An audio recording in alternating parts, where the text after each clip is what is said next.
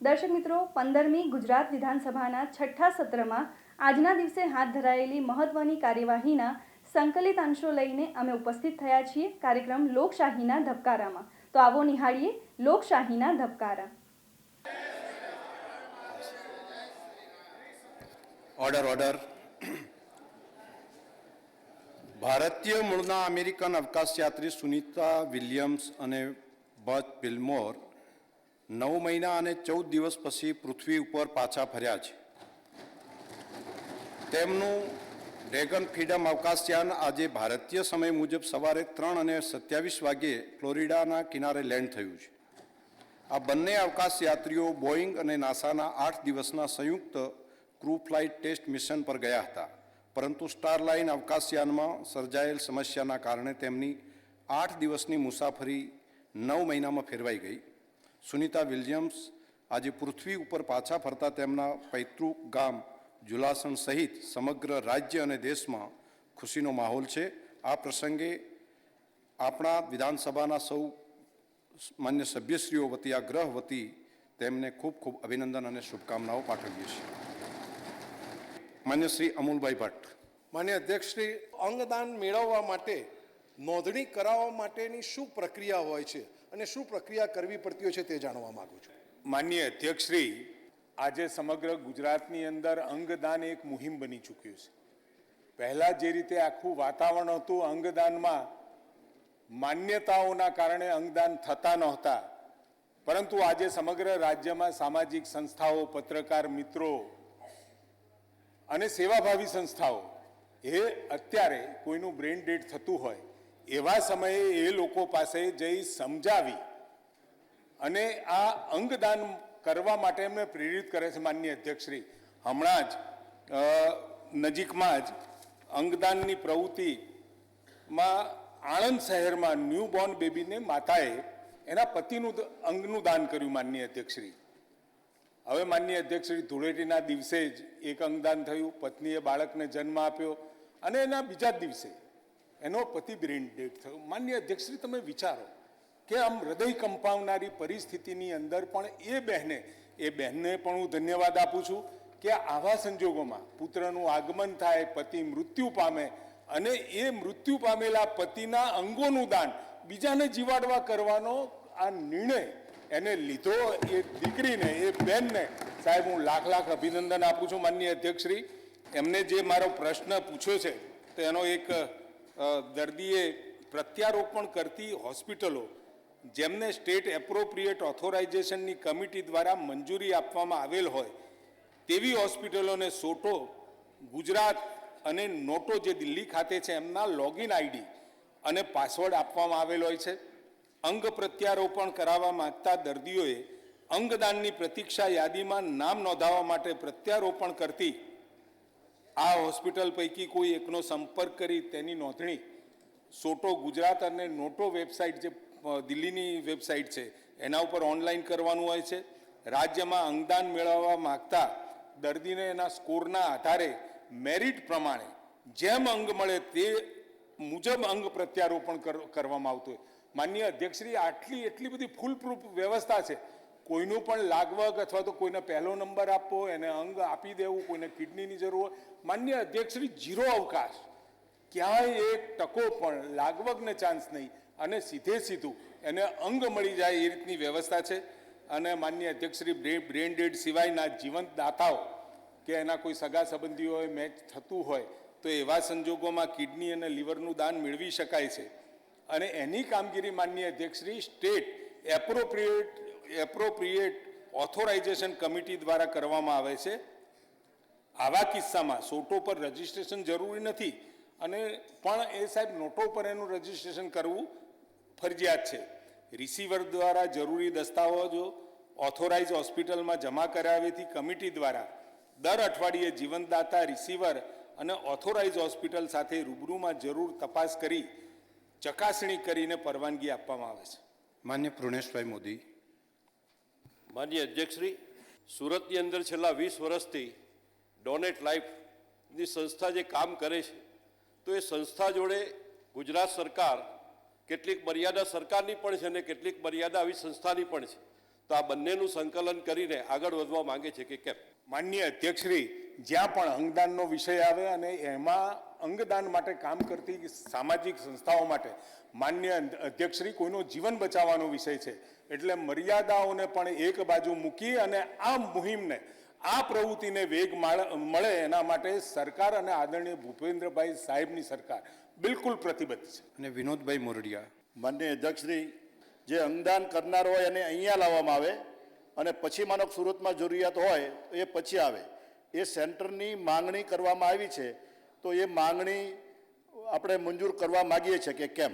અમારી વાત region wise આવી સ્થાપવાની વાત છે તો માનનીય અધ્યક્ષશ્રી સરકારે એ બાબતે વિચારણા કરી છે ને હજુ પણ એમાં જરૂરી વિચારણા કરી અને 4 ઝોનમાં શું થઈ શકે આદરણીય મુખ્યમંત્રી અને અમારા વિભાગના અધિકારીઓ સાથે ચર્ચા કરી અને કરી શકાશે. સંગીતાબેન પાટીલ. અધ્યક્ષશ્રી, કોઈ વ્યક્તિની જો લીવર, કિડની કે પછી હૃદય ખરાબ હોય અને પછી એને ટ્રાન્સપ્લાન્ટ કરવું હોય તો એની રજિસ્ટ્રેશન પ્રક્રિયા શું છે અને કેવી રીતે એને દાન મેળવી શકે છે, કેવી રીતે કરી શકે, પ્રક્રિયા શું છે?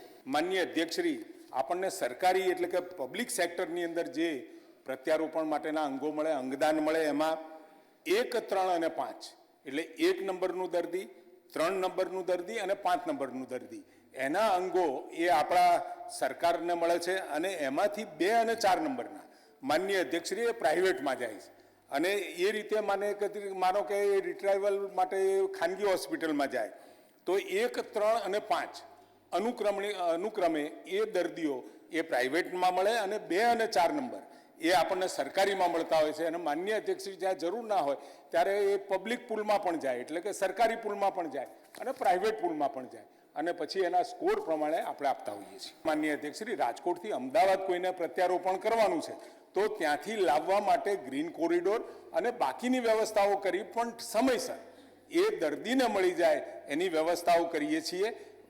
બાકી જે પુલ પ્રમાણે અને સ્કોર પ્રમાણે આપણે અંગદાન માટે કરીએ છીએ અને ત્યાંથી જો માનો કે અંગ ત્યાંથી લેવાનું હોય તો અહીંથી અમદાવાદથી જ એ ટીમ જઈ અને ત્યાંથી અંગ લઈ લે છે. આ એક લોક જાગૃતિનું કામ છે અને માન્ય ધારાસભ્યશ્રીઓ આમાં ખૂબ મહત્ત્વની ભૂમિકા ભજવી શકે. રાજ્ય સરકાર તો આની અંદર ગ્રીન કોરિડોરથી કરી બાકી જરૂર પડતો હેલિકોપ્ટર સુધીની વ્યવસ્થા પણ ઇમિડિયેટ કંઈ હાર્ટનું હોય તો કરી આપે છે, પરંતુ આપણે જેટલી જાગૃતતા લાવીએ ને એ ખૂબ અગત્યનું છે. દિલીપભાઈ દેશમુખ દાદા અને એમની સમગ્ર ટીમ પૂર્ણ ટાઈમ આ કામની અંદર લાગી રહી છે. ઘણા બધા ડૉક્ટર મિત્રો પણ આ કામ કરી રહ્યા છે. આપણે પણ આ જાગૃતતા નીચે સુધી પહોંચાડવાનું કામ કરીએ. માન્ય અનંતભાઈ પટેલ. માન્ય અધ્યક્ષશ્રી, વલસાડ જિલ્લાની સિવિલ હોસ્પિટલમાં 209માંથી 88 જેટલી વલસાડ જિલ્લાની હોસ્પિટલમાં જગ્યાઓ ખાલી છે, તેમજ તાપીની પણ હોસ્પિટલમાં 424માંથી 46 જેટલી જગ્યાઓ ખાલી છે. ત્યારે મારે પૂછવું છે કે સરકાર કાયમ દર્દીઓ માટે ચિંતા કરે છે, ત્યારે આ બંને જિલ્લા આદિવાસી વિસ્તારમાં આવે છે અને એ કેટલા સમયમાં ક્યારે પૂર્ણ કરી શકો એ મારે માનનીય મંત્રીશ્રીને પૂછવાનું છે. માનનીય અધ્યક્ષશ્રી, 7 જગ્યા જે છે જે ડોલવણ, કુકરમુંડા, નિઝર, સોનગઢ, વાલોડ અને વ્યારા એમાંથી રેગ્યુલર આપણે 3 ભર્યા છે. માનનીય અધ્યક્ષશ્રી, 3 આઉટસોર્સથી છે. હવે સાહેબ એક જ જગ્યા ખાલી છે એટલે એ જે આઉટસોર્સથી આપણે જે ભર્યા છે એ સંખ્યામાં દર્શાવી નથી. માનનીય અધ્યક્ષશ્રી, એવી જ રીતે માનનીય અધ્યક્ષશ્રી ફાર્માસિસ્ટ પણ માનનીય અધ્યક્ષશ્રી 7 એમાં રેગ્યુલર 4 ભર્યા છે, 3 આઉટસોર્સથી છે એટલે ત્યાં એક પણ ફાર્માસિસ્ટ નથી એવું નથી. માનનીય અધ્યક્ષશ્રી, એટલું જ નહીં માનનીય અધ્યક્ષશ્રી, એક્સરે ટેકનિશિયન પણ 7 છે, એમાં રેગ્યુલર આપણી પાસે નથી ભર્યા પણ આપણે એના કારણે સેવાઓ અટકે એવું નથી કર્યું. 6 આઉટસોર્સથી ભરી દીધા, હવે એક જ જગ્યા ખાલી. માન્ય રાકેશભાઈ દેસાઈ. અધ્યક્ષ શ્રી, તાપી અને વલસાડ જિલ્લામાં ખાલી જગ્યાઓ કેટલા સમયમાં ભરવાનું આયોજન છે? માનનીય અધ્યક્ષશ્રી, ખાલી જગ્યાઓ ભરવા માટેની આખી વિગતો આપેલી છે, છતાં પણ માનનીય અધ્યક્ષશ્રી તમે જવાબ મૂકો ને ત્યારે ખાલી પણ એ ખાલી નથી એ પણ તમારે મૂકી દેવું પડે. ભાઈ ગવર્મેન્ટની આપણી વ્યવસ્થા છે એમાં ભરેલી નથી, પરંતુ ત્યાં આગળ અત્યારે કામ કરવા આઉટસોર્સથી છે એવો પણ જો જવાબમાં લખો ને તો કન્ફ્યુઝ રહે. જી સાહેબ, મેં જરૂરી સૂચનાઓ એ બાબતે આપી દીધેલી છે કે રેગ્યુલર મહેકમ સિવાયની પણ નહીંતર આપણે આઉટસોર્સ જગ્યાઓ રેકોર્ડ ઉપર વધારે દેખાય છે. જી વધારે દેખાય છે, પરંતુ એ માનનીય કામ કરે છે અધ્યક્ષશ્રીને સૂચના આપેલી છે. વલસાડ અને તાપી જિલ્લાની વાત કરું, 2 વર્ષમાં કુલ 245 બોન્ડેડ એમઓને આપણે નિમણૂક આપી છે માનનીય અધ્યક્ષશ્રી. એટલે બોન્ડેડ એમઓ પણ એ રેગ્યુલર નથી, પણ આપણે બોન્ડ તરીકે ત્યાં સેવાઓ માટે મૂકતા હોઈએ છીએ. વર્ગ 3 માટે 1903 ખાલી જગ્યાઓ આપણે સીધી ભરતીથી ભરવા માટે સ્પર્ધાત્મક પરીક્ષાઓ લીધી છે. પેરામેડિકલ વર્ગ 3 સંવર્ગની અન્ય ખાલી જગ્યાઓ ભરવા માટે 10 વર્ષીય ભરતી કેલેન્ડરમાં સમાવેશ કરેલ જગ્યાઓના માંગણા પત્રક મોકલવાની કાર્યવાહી ચાલુમાં છે. 10 વર્ષીય ભરતી કેલેન્ડર મુજબ રાજ્યમાં અર્બન હેલ્થ અંતર્ગત 1479 જગ્યાઓ ભરવા આયોજન કર્યું છે. 95માં સાહેબ 925 હતી અને અત્યારે લગભગ 1400 સીટો આપણે સરકારી કોલેજોમાં કરી છે, 7250 થઈ છે. એના સિવાય પણ આપણે અહીંયા કરાર આધારિત બોન્ડેડ આ બાકીની વ્યવસ્થાઓ ચાલુ જ છે માનનીય અધ્યક્ષશ્રી. એટલે લોકોને તકલીફ ના પડે એની ચિંતા રાજ્ય સરકાર પૂરેપૂરું કરી. માન્ય જીતુભાઈ ચૌધરી. માનનીય અધ્યક્ષ, આદિવાસી વિસ્તારની અંદર જે કપરાડા તાલુકો બોર્ડર વિસ્તાર છે એમાં બાળ મૃત્યુ મરણ અને માતા મૃત્યુ મરણના કારણે જે ગાયનોકોલોજીસ્ટની જગ્યા ખાલી છે એ ખાસ કિસ્સા તરીકે એને ભરવામાં આવે તો વધુ સારું, કારણ કે બોર્ડર વિસ્તારની અંદર બીજી કોઈ સુવિધા મળતી ન હોવાના કારણે મુશ્કેલીઓ પડે છે. એટલે એ વિસ્તારની અંદર ખાસ કિસ્સા તરીકે આપણા યશસ્વી વડાપ્રધાન જે તે સમયે શિક્ષકોની ખાલી જગ્યા હતી એ સમયે ખાસ કિસ્સા તરીકે શિક્ષકોની ભરતી કરીને કપરાડા વિસ્તારને સેવા મળેલ છે. તો આ તબક્કે હું મંત્રી પાસેથી અપેક્ષા રાખું કે આવી કોઈ ગાયનેકોલોજીસ્ટ ખાસ કિસ્સા તરીકે આપે. માનનીય અધ્યક્ષ, ગાયનેકની જગ્યા અને એનેસ્થેટિકની જગ્યા એ CHC લેવલ ઉપર હોય છે. એમાં શક્ય હોય એટલે આપણને મળે એટલે તરત જ ભરી દઈએ છીએ. બોન્ડેડ પણ ભરીએ છીએ, CPS ભરીએ છીએ, અને સાથે કોઈ ત્યાં સેવા કરવા માગતું હોય તો કરાર આધારિત પણ ત્યાં નિમણૂક આપી દઈએ છીએ. જેટલા ડૉક્ટરો આપણને અવેલેબલ થાય, અને એમાં પણ અત્યારે પણ માનનીય અધ્યક્ષશ્રી એ CHCની અંદર પણ આપણે કરાર આધારિત બોન્ડેડ આ બધા ડૉક્ટરો મૂકેલા છે. અને CM સેતુમાં માનનીય અધ્યક્ષશ્રી કોઈ સ્પેશિયલ 2 કે 3 કલાક સેવાઓ આપવા માગતું હોય તો એને પણ આપણે ત્યાં નિમણૂક આપીએ છીએ. માન્ય શ્રી ઇમરાનભાઈ ખેડાવાલા. માન્ય અધ્યક્ષશ્રી, અમદાવાદ શહેરની સિવિલ હોસ્પિટલ એટલે એશિયાની સૌથી મોટી હોસ્પિટલ માન્ય અધ્યક્ષશ્રી, અને રોજ હજારો દર્દીઓ માન્ય અધ્યક્ષશ્રી ત્યાં સારવાર લે છે અને સાજા થઈને જાય છે. માન્ય અધ્યક્ષશ્રી, હોસ્પિટલના અંદર અત્યારે જે અંગદાનની વાત થઈ તે પ્રમાણે મારે અવારનવાર સિવિલ હોસ્પિટલમાં હું જતો રહું છું. ત્યાંના સુપ્રિન્ટેન્ડન્ટ છે માન્ય અધ્યક્ષશ્રી, ખૂબ સારી એમની કામગીરીના કારણે આજે સમગ્ર અમદાવાદ શહેરના અંદર જ્યારે છેલ્લા 4 વર્ષના અંદર અંગદાનના અંદર માન્ય અધ્યક્ષશ્રી તેમની ટીમ દ્વારા 180 જે બ્રેન્ડેડ દર્દીઓના જે અંગ છે દાનમાં લીધા અને 580 જેટલા લોકોને નવું જીવતદાન મળ્યું છે. માન્ય અધ્યક્ષશ્રી, કિડની હોસ્પિટલ, કેન્સર હોસ્પિટલ અને હાર્ટ હોસ્પિટલ માન્ય અધ્યક્ષશ્રી એમાં કેટલા બેડ આવેલા છે અને કેટલા બેડ વધારવા માંગીએ છીએ. એવી રીતે માન્ય અધ્યક્ષશ્રી કે આ 3 હોસ્પિટલોના અંદર છેલ્લા 1 વર્ષમાં કેટલી નાણાકીય જોગવાઈ ગ્રાન્ટ મારફતે તેમને ફાળવવામાં આવી છે, કેટલી ગ્રાન્ટ ફાળવવામાં આવી છે છેલ્લા 1 વર્ષના અંદર? માનનીય અધ્યક્ષશ્રી, પહેલાં તો હું ઇમરાનભાઈનો આભાર માનું છું. UN મહેતા હોય, IKDRC હોય કે GCRI હોય, 3 વિભાગ આદરણીય ભૂપેન્દ્રભાઈની સરકારના ભલે સ્વાયત્ત સંસ્થાઓ રહી પૂરેપૂરી નિગરાની એમની છે અને એની કામગીરી વખાણી છે. એટલે માનનીય અધ્યક્ષશ્રી, ઇનડાયરેક્ટ રીતે રાજ્ય સરકારની કામગીરી ઇમરાનભાઈએ વખાણી છે. નહીં, આ હોસ્પિટલની બાબતમાં માત્ર ધારાસભ્ય કે ઇમરાનભાઈ જ નહીં, આખા ગુજરાત અને બીજા રાજ્યો પણ વખાણ કરે ને એ સ્થિતિ છે. સ્પેશિયલ ટ્રેન આવે છે, સ્પેશિયલ ટ્રેન કેટલી કેન્સરની તો આવે છે, હાર્ટ માટે પણ આશીર્વાદ રૂપ છે. સાહેબ, મારા માટે તો આનંદનો વિષય ખૂબ એટલા સારી માટે બાબત થાય. માનનીય અધ્યક્ષશ્રી, 2024માં આઈકેડીઆરસીમાં એટલે કિડનીમાં ઓપીડી 2,34,000 અને આઈપીડી 17,500 જેટલી. 22માં 850 પથારીઓ હતી, એની આપણે 1300 કરી છે. 2022માં 1396 વર્ગ 1 થી 3ની નવી જગ્યાઓ મંજૂર કરી છે માનનીય અધ્યક્ષશ્રી. સાથે કેન્સર હોસ્પિટલમાં પણ માનનીય અધ્યક્ષશ્રી ટોટલ મંજૂર 976, 706 ભરેલી ને 270 ખાલી છે. અને અહીંયા પણ આપણે બેડનો વધારો કર્યો છે માનનીય અધ્યક્ષશ્રી. 650થી આપણે 1000 વધાર્યા છે. ઓપરેશન થિયેટર 10 થી 19 કર્યા છે અને નવી 91 જગ્યાઓ મંજૂર કરી છે માનનીય અધ્યક્ષશ્રી. 24ની ઓપીડી 2,82,000 અને 30,000 જેટલી આઈપીડી છે માનનીય અધ્યક્ષશ્રી. યુએન મહેતામાં માનનીય અધ્યક્ષશ્રી ઓપીડી 3,63,000, આઈપીડી 50,000, કાર્ડિયાક સર્જરી અને પ્રોસિજર 36,800 માનનીય અધ્યક્ષશ્રી. માનનીય અધ્યક્ષશ્રી, અત્યારે આપણે પથારીઓ 450થી વધારીને 1251 કરી છે અને 2018માં મેકમ 1497નું આપણે મંજૂર કર્યું છે માનનીય અધ્યક્ષશ્રી. આ ત્રણે સંસ્થાઓ કે જે વર્ગ 1ના આપણે ડૉક્ટરો કહીએ છીએ એટલે સુપર સ્પેશિયાલિસ્ટ, એ ડૉક્ટરોનું મોટાભાગનું મેકમ એનું છે. એના સિવાય વર્ગ 2 એટલે એમબીબીએસનું મેકમ છે. અને આ સ્પેશિયાલાઇઝેશન ધરાવતી આપણી એક ખ્યાતનામ ભારતભરમાં આપણી આ સંસ્થાઓ છે ને ખૂબ સારી રીતે કામ કરી રહી છે. અને આપણે માનનીય અધ્યક્ષ સ્વાયત્તા આપી છે એટલે મંજૂર મહેકમ આપણે અહીંથી કરી આપીએ, પરંતુ એ ભરવાનું કામ એ સ્થાનિક કક્ષાએ થતું હોય છે. માન્ય દર્શનાબેન વાઘેલા. અધ્યક્ષશ્રી, અમદાવાદમાં kidney hospital, cancer hospital, UN Mehta heart હોસ્પિટલમાં સીધી ભરતી અને બઢતીથી ભરતી કેટલી કરવામાં આવેલ છે?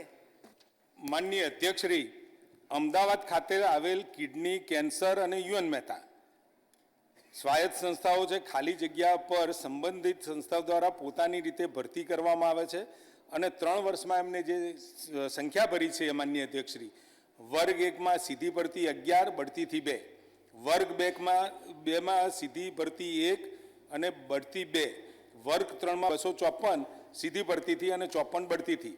કેન્સર એટલે જીસીઆરઆઈ ખાતે વર્ગ 1 સીધી ભરતી 101 અને બઢતીથી 8, વર્ગ 2ની અંદર સીધી ભરતી 1 છે, વર્ગ 3માં 8 અને બઢતીથી 45. માનનીય અધ્યક્ષશ્રી, યુએન મહેતા હાર્ટ હોસ્પિટલ ખાતે વર્ગ 1ની અંદર 193 આપણે સીધી ભરતીથી ભરી છે, બઢતીથી 23, વર્ગ 2માં 380, વર્ગ 3માં 1906. માન્ય શ્રી રાજેન્દ્રસિંહ રાઠોડ. માન્ય અધ્યક્ષશ્રી, છોટાઉદેપુર જિલ્લામાં આવેલ સરકારી પોલિટેકનિક કોલેજમાં અભ્યાસ કરતા વિદ્યાર્થીઓની સંખ્યા સામે કેટલા અધ્યાપકો છે? અધ્યક્ષશ્રી, છોટાઉદેપુર જિલ્લામાં આવેલ સરકારી પોલિટેકનિકલ કોલેજમાં હાલ 4 વિદ્યા શાખાઓ ઓટોમોબાઈલ ઇજનેર, સિવિલ ઇજનેરી, ઇલેક્ટ્રિકલ ઇજનેરી અને મિકેનિકલ ઇજનેરી કાર્યરત છે. 4 શાખાના કુલ મળીને 467 વિદ્યાર્થીઓ છે, જેની સામે 30 અધ્યાપકો છે. આમ સંસ્થામાં 15 વિદ્યાર્થી સામે 1 અધ્યાપક ઉપલબ્ધ છે. માન્ય અભયસિંહભાઈ તડવી. માન્ય અધ્યક્ષશ્રી, રાજ્ય સરકારની પોલિટેકનિક કોલેજોમાં છેલ્લા 5 વર્ષમાં વર્ગ 2ની કુલ કેટલી જગ્યાઓ સીધી ભરતીથી ભરવામાં આવેલ છે?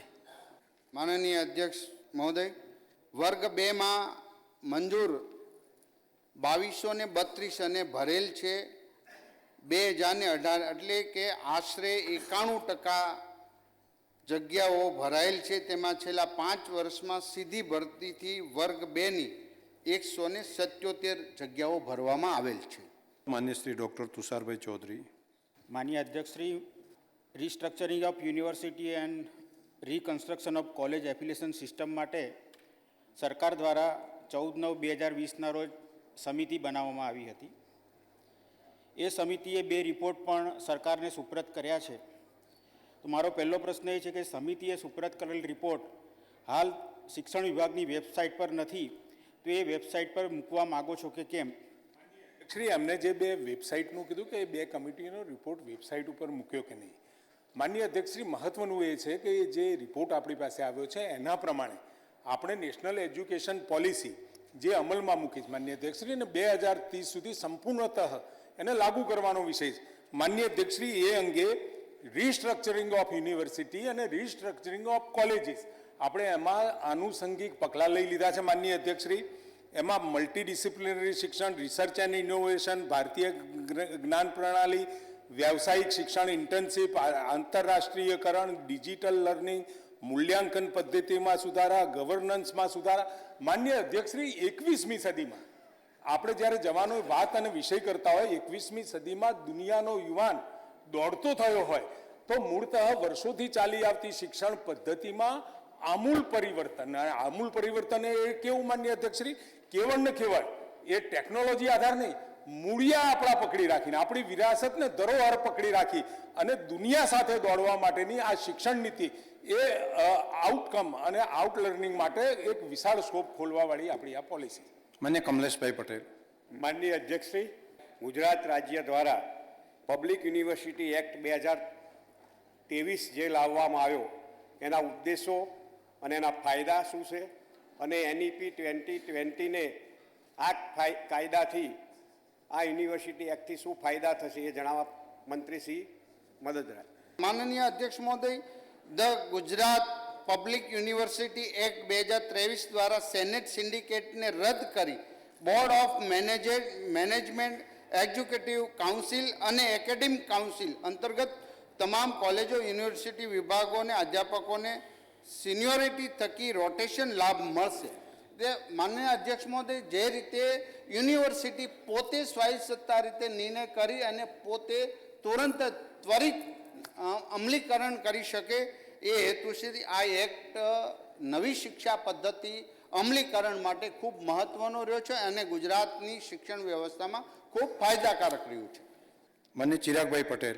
માનનીય અધ્યક્ષશ્રી, રાષ્ટ્રીય શિક્ષણ નીતિ 2020 અંતર્ગત ગુજરાત સરકાર દ્વારા જાહેર કરાયેલ સ્ટાન્ડર્ડ ઓપરેટિંગ પ્રોસિજર શું છે તે અન્વયે યુનિવર્સિટીઓમાં શું કામગીરી થયેલ છે તે જણાવશો. અધ્યક્ષશ્રી, શિક્ષણ વિભાગ દ્વારા ગુજરાત સરકાર દ્વારા 11/7/2023ના ઠરાવ પ્રમાણે ગુજરાત રાજ્યની તમામ ઉચ્ચ શૈક્ષણિક સંસ્થાઓ માટે રાષ્ટ્રીય શિક્ષણ નીતિ અંતર્ગત common curriculum and credit framework હેઠળ ક્રેડિટ માળખું અમલીકરણ કરવામાં આવ્યું છે, જેમાં માટે સ્ટાન્ડર્ડ ઓપરેટિંગ પ્રોસેસ SOP જાહેર કરવામાં આવી છે, જેથી કરીને આ SOP દ્વારા દરેક યુનિવર્સિટી પોતે અમલીકરણ માટે સ્વયંસત્તા નિર્ણય લઈ શકે.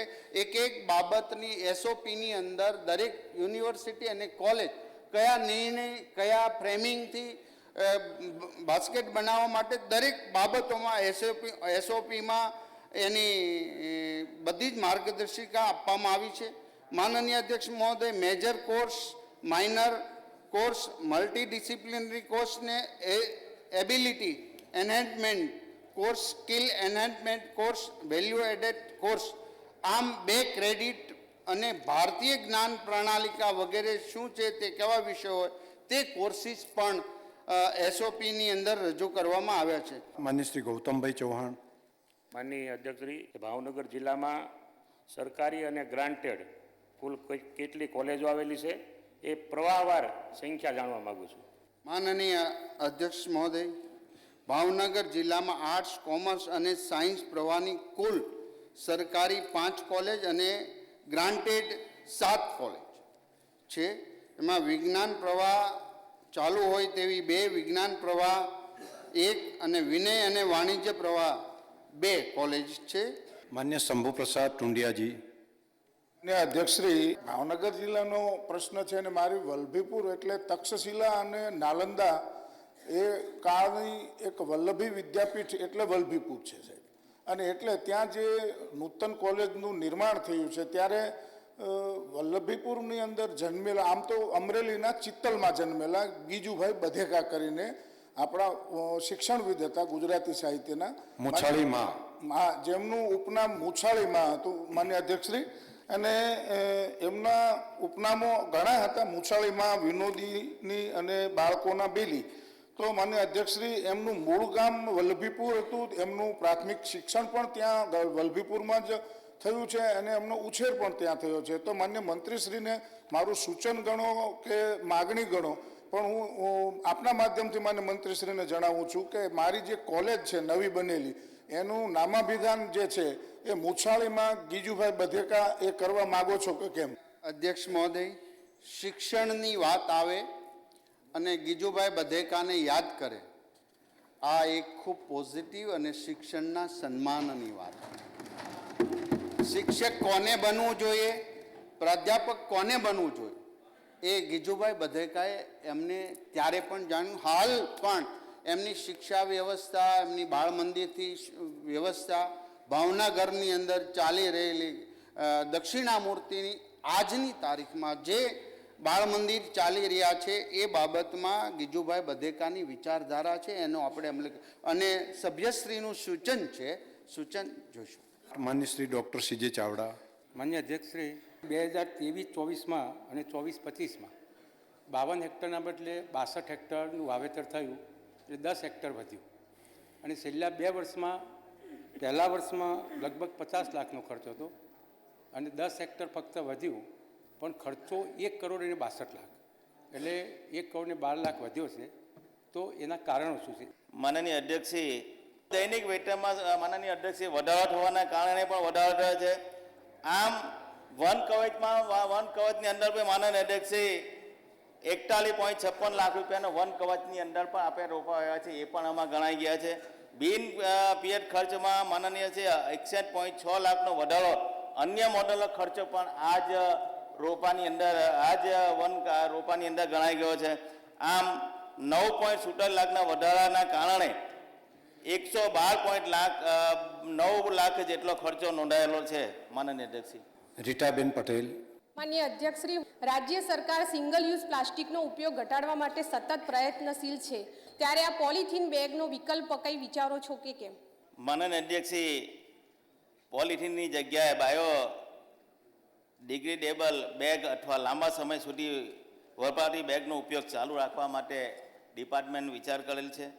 તબક્કાવાર તેનો ઉપયોગ પણ વધારવાનું આયોજન માનનીય અધ્યક્ષશ્રી કરેલ છે. આ ઉપરાંત રૂટ ટેનર પર પણ રોપાનો ઉછેર કરવામાં માનનીય અધ્યક્ષશ્રી આવી રહ્યા છે. માન્ય ભગાભાઈ બારડ. અત્યારે આપણે આ કોનો કાર્પેટ નામનું કોઈ મને બહુ યાદ નથી, એ નામ એને કહે છે, એ ઓક્સિજન ખેંચે છે અને વાતાવરણને દૂષિત કરે છે. સરકારી પ્રોપર્ટીઓમાં, સરકારી ગાર્ડનમાં અથવા સરકારી રોડ ઉપર જ્યાં એ ઝાડ હોય તો એને દૂર કરવા માગીએ છીએ કે નહીં?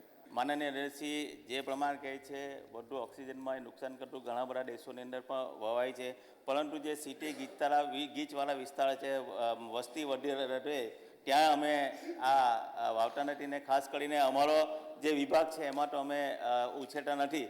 પરંતુ માનનીય અધ્યક્ષશ્રી, જે દરિયા કિનારો વિસ્તાર છે, ખાડવાળો વિસ્તાર છે, આપ સોમનાથની અંદર ગયા હોય તો સોમનાથના દરિયા કિનારાની અંદર દરિયા કિનારા પર આ માનનીય અધ્યક્ષશ્રી વગર પાણીએ પણ આ થાય છે. એટલે આમ જોવા જઈએ તો દરિયા કિનારાનો વિસ્તાર ત્યાં દરિયાનું ધોવાણ ના થાય એના માટે પણ ઉપયોગ કરી શકાય છે. એટલે તદ્દન બેન કરવો એ શક્ય નથી. આ બાબતમાં મને લાગે છે કે એકાદ વખત પુનઃ વિચારણા કરવા જેવી અભ્યાસ કરાવીને માન્ય મુખ્યમંત્રીશ્રી કરવું પડે એવું લાગે છે. તો દર્શક મિત્રો, ફરી મળીશું, ત્યાં સુધી રજા આપશો. નમસ્કાર.